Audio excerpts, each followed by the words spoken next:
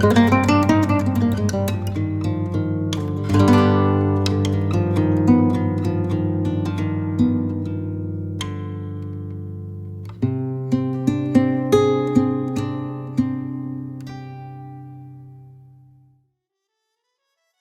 up with the writing of John Steinbeck, I learned about this romantic idea of America, an idea that lies in many people's hearts, but that is only a reality to some. An America where people travel on empty pockets, admiring the geography of the landscape, sometimes by foot or broken down cars, sometimes by bus traveling through the back roads of an America situated east of Eden. In The Winter of Our Discontent, Steinbeck writes, quote, "I wonder how many people I've looked at all my life and never seen." This is where I found the key to the images we're seeing today. These are portraits, declarations, documents of the people we've all looked at but never seen. This is why I believe the photography of Matt Black lays down a portrait of two Americas, but it doesn't necessarily focus on the America you and I foreigners know, the America we see on TV or in the movies, the America we're sold to by the brands and forced cultural adjustments. That's not it. The America of Matt Black focuses on the overlooked, on the stories of those who, like the travelers in The Grapes of Wrath, are faced day in and day out with the adversities of life. In a 2016 article titled "Economic Growth in the United States, A Tale of Two Countries," economists speak that, quote, "data shows that the bottom half of the income distribution in the United States has been completely shut off from economic growth since the 1970s. It's a tale of two countries. For the 117 million US adults in the bottom half of the income distribution, growth has been non-existent for a generation, while at the top of the ladder, it has been extraordinarily strong." This is where Matt Black chooses to focus, on the country where this non-existent growth threatens to mark more than one generation who are now forced to face the flip side of the American dream. Now, do we call this an American nightmare? No, we call it, just like what these photos show, an American reality, where a photographer traveling by car or bus collects photos and stories of the working class who are forced to live a painful life in one of the richest countries in the world.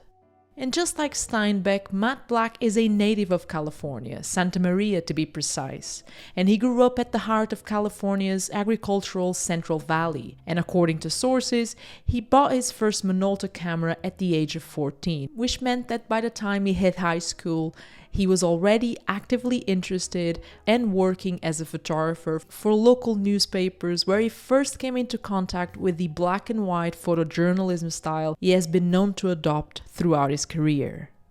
Growing up in California, though, was also a ticket for the melting pot of cultures that is the social and cultural scenes of the Golden State. And perhaps inspired by that, or simply driven by a geographical interest, Black took several trips to Latin America during the 1990s, an effort that culminated in uniquely beautiful moments captured in a rather honest and melancholic style of photography, which I believe he has kept ever since. In my eyes, Matt Black's photography here isolates and captures the beauty in adversity and in hardship. With Matt Black's images, I've come to realize though that photography can be sometimes the sole connector between what we know and what we think we see to what we don't see. A connector to this strange phenomenon of othering that our world seems to embrace more and more each day.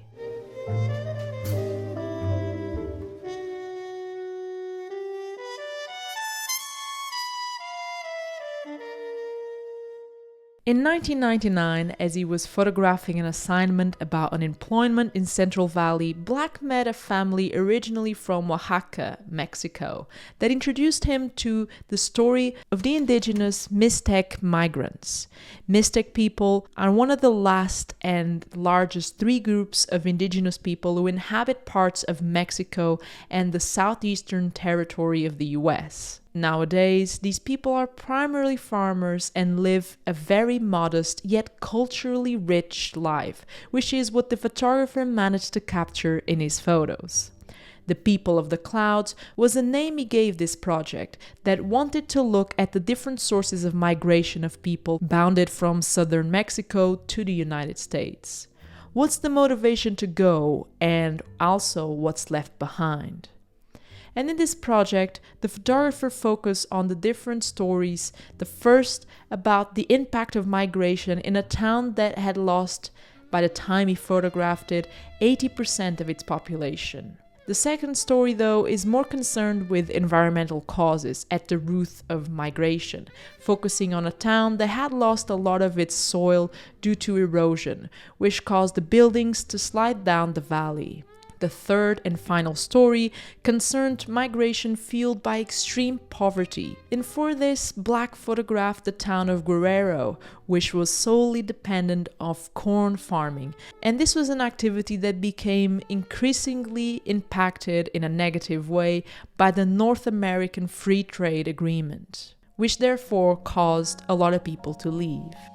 What also causes a lot of people to leave, particularly YouTube videos, is music. That's right, repetitive, boring, or weird sounding music can definitely impact a video or people's perception of it, which is why it's always good to have access to a great library and selection of music. And if you don't have this already, you need to check out Tunetank.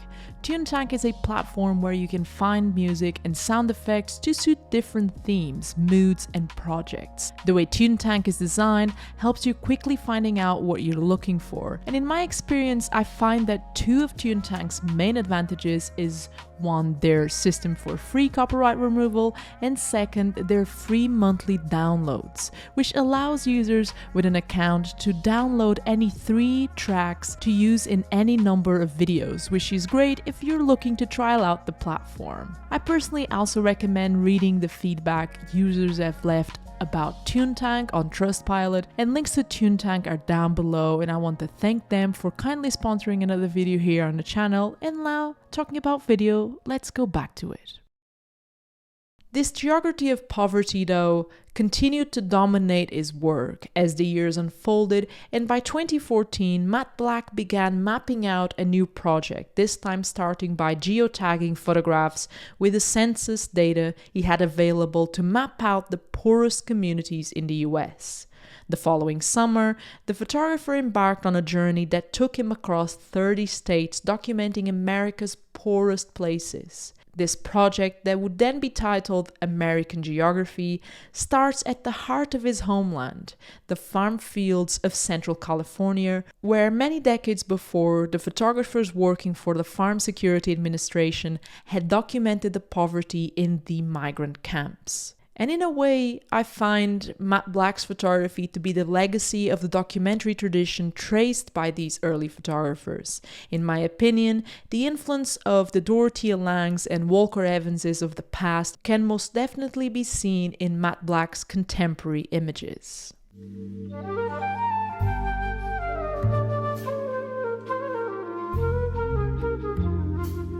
Today, the difference in life expectancies between America's richest areas and its poorest is 20 years.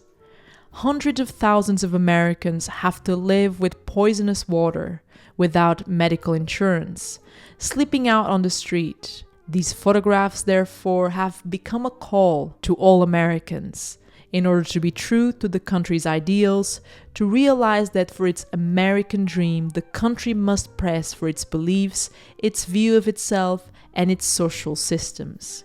Which is why I believe the work of someone like Matt Black is so pivotal, since these images are simultaneously touching but also troubling. And this junction of words births a new type of social awareness, to which we, the viewers, have hopefully been compelled to contemplate and act upon. To act upon some of America's biggest social tragedies.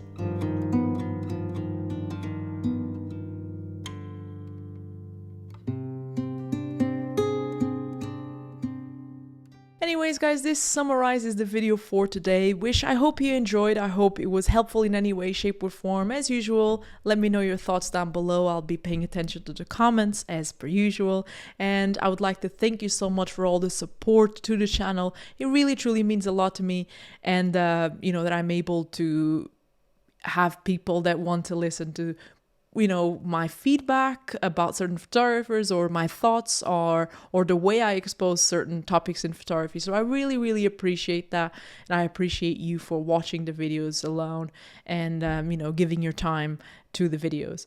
And yeah, I guess that it's all for today. I've been listening to your feedback. I'll be probably doing a couple more videos, about more contemporary photographers. I have actually one in mind that I have a book that he released not that long ago. So I think it'd be interesting to feature him. And yeah, with that being said, I'm out. So take care, stay safe, keep shooting, keep creating, keep learning. And yeah.